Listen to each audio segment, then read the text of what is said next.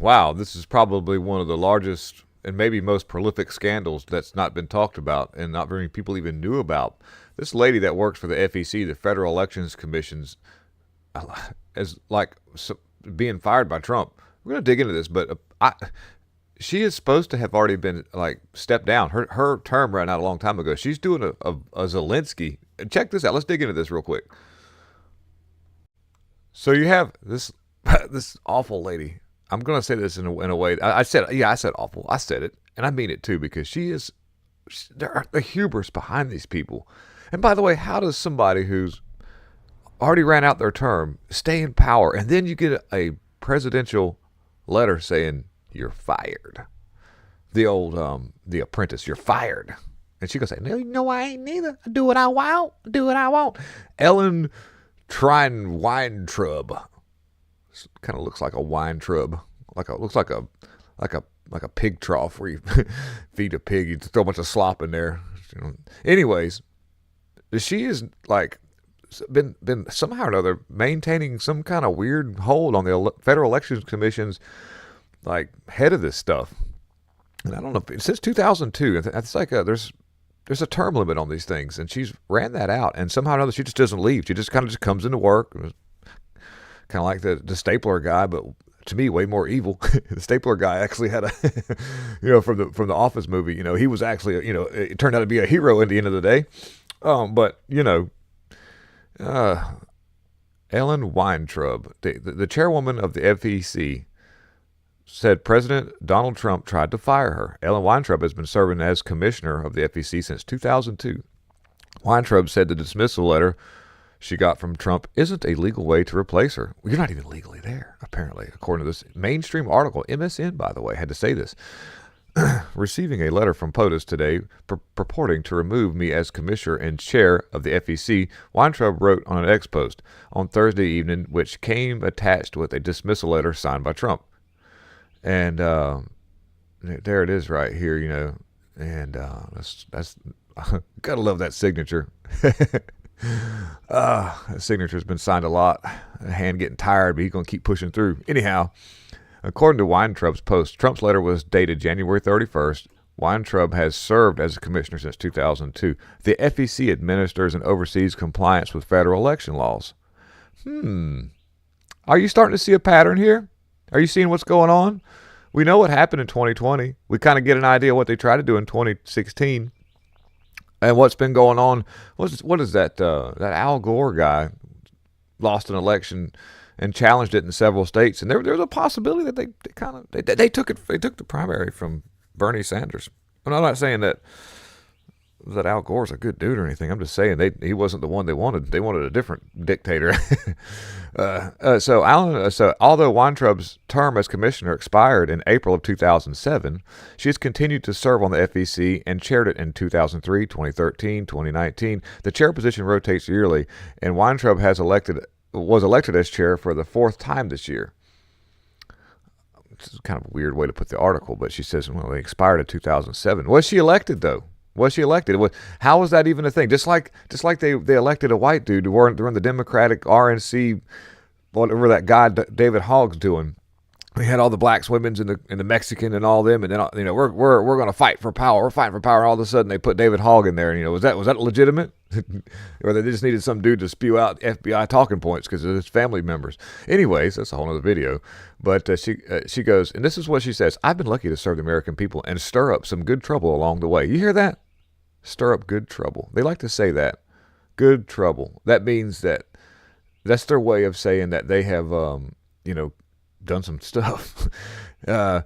She goes, and that's not changing anytime soon. Weintraub wrote on her post on Thursday. The FEC's press office declined to comment on Weintraub's post. Representatives for Trump did not immediately respond to the request to comment for Business Insider. Weintraub told the New York Times that in an interview published Thursday that she was not really surprised by Trump's attempt to dismiss her. There have been dozens of complaints filed against the president. Weintraub told the Times, "I have pointed out that I've written about this, so I'm not really surprised and that I'm on the radar." She continued, "Yeah, you better not be surprised." And I don't know how this is going to end, but I don't know how, I think Trump's moving in a direction that he knows he can do this. And so we're going to see how this rolls out. But she apparently has done some really bad things, in my opinion, because I've seen how some of the recent elections have been run. So think about what happened in 2022 with Arizona and the things that they used that were strategically broken so that the people couldn't put their papers in their their cast their choosing. I want to show you a video of Al Green getting completely, oh man, he got obliterated on CNN. Check this out. So here we are. He's on CNN or C-SPAN. Sorry, my bad. C-SPAN, and they're brazen enough to put here we're going to do call-ins, guys. They had to know this was going to be a rake. By the way, what is this guy? He says, "I'm a black man." Are you sure about that? Are you sure about that? I don't know what's going on here, but he looks like just an evil person altogether. But he's going to go in here and he's going to say why he's trying to impeach Trump, and he's going to, he's got, it's just, they put these signs on their bumpers. A 5-year-old wrote these out. But watch this, and then the call-in guy is epic. I said that on the floor of the House. He should be impeached, but I'm not saying that it would be necessarily for what happened in Gaza. There's a target-rich environment. There are many things that may be placed in these articles of impeachment, but it should be because he's unfit to be president. Unfit. And when these impeachment signs start going up around the country, when people see these signs, what the hell? I assure you, no. the pressure is going to be on Congress to do something. Impeachment doesn't mean that he will be removed from office. But yeah, just like Mayorkas. That this is what we stand for. It's been said that the protests don't have a plan. Well, isn't it ironic that nobody gave the old impeachment attempt to Biden after his inability to be a president, couldn't even speak, no press conferences, no transparency, a completely lying and obliterated press secretary, the Lloyd Austin debacle, everything, but nobody tries to impeach Biden. It's kind of like, they knew that Biden was protecting their criminal regime, but when you start to expose that, you get guys like this dirtbag that looks like a throw rug pulled out from underneath an old chair. Get out here. The USAID is a 100% a money laundering scheme around the world, kickbacks back to the Democrat Party, whether it's through the Clinton Foundation in Haiti, $4.4 billion and $84 million went to her daughter, Chelsea Clinton. Yeah, that happened. All y'all have is impeachments and race and gender, et cetera, and you actually do nothing for the people of America today. I think the Democrats should sit back and let America see what it's like to reduce the people in government, the wasteful spending. And all y'all can do is just complain and be negative. And we're sick of it. And like I say, this just keeps going on and on. Moving on to this whole this Department of Government Efficiency team. It has uncovered like almost $100 billion in Medicare and Medicaid waste after gaining access to the system. This was never supposed to happen. And this is why you see a lot of the criminal regime just running rampant, trying to figure out what to do next and what moves to make and what can they try to, what's their next, they've got to get this to stop. They're doing everything in the world to put a stop to this, actually doing what the American people want, which is, this. Like I say, this country just can't go on this way. It's just going to fail miserably. We're going to be, it's just a husk of something. And what happens when you finally default on all these big loans that we get?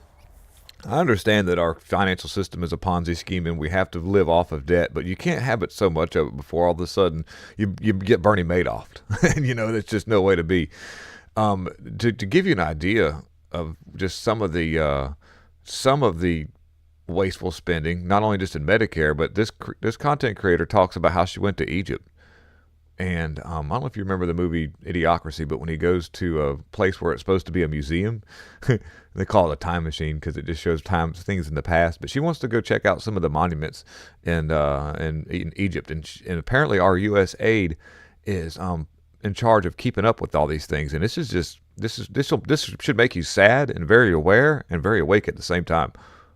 So Elon Musk and Donald Trump are shutting down USAID, and boy, do I have a story for you. Okay, so again, keep in mind that I used to be at some point a supporter of these type of programs. I was like, yeah, why not? Like, U.S. should be supporting democratic cultural initiatives that help a country progress. And in part of that is obviously, as the White House Secretary said yesterday, that includes cultural programs. On the surface, yeah, why would we not want to support a country allowing women to work? And so And it gets even worse. Part of this, like, It gets a lot. It gets worse. She goes on to say, I'm cutting some of the video because it's 3 minutes long, but she talks about how things are just just falling apart, missing. There's nothing there. All the monuments are gone. They're not being None of it. The money's not going there. who funded this, where are they? And it was just a hot mess. So you know what? I get it. I get the frustration of all of us that are working hard for our money. Our money is going to fund these cultural whatever programs, and where has that money actually gone? Because I'm telling you with my own eyes what I saw, things were just missing, and many times they were basically stolen, and it's crazy. So yeah, I think it was a matter of time, and I'm happy the time is now for us as U.S. citizens and our government to be like, hey, by the way, the free ride is over, because where's this money gone? Where has this money actually gone to? And also, too, real quick, I don't know, we've all I've got children, but luckily they're pretty well behaved, but I know other parents out there that's had kids, and I'm not far from that. I'm only 43. So I remember, peers that would steal money out of their parents' wallets, purse, whatever. And when they get caught and you pull that fund, that was their weed money, I'm going to steal $20 from mom. We're going to get us a dime bag and some doobies. I'm like, dude, that's wrong, but whatever. Sure. I didn't indulge in that. But anyways, they get caught and their funding is put to a stop where they can't have their free ride anymore.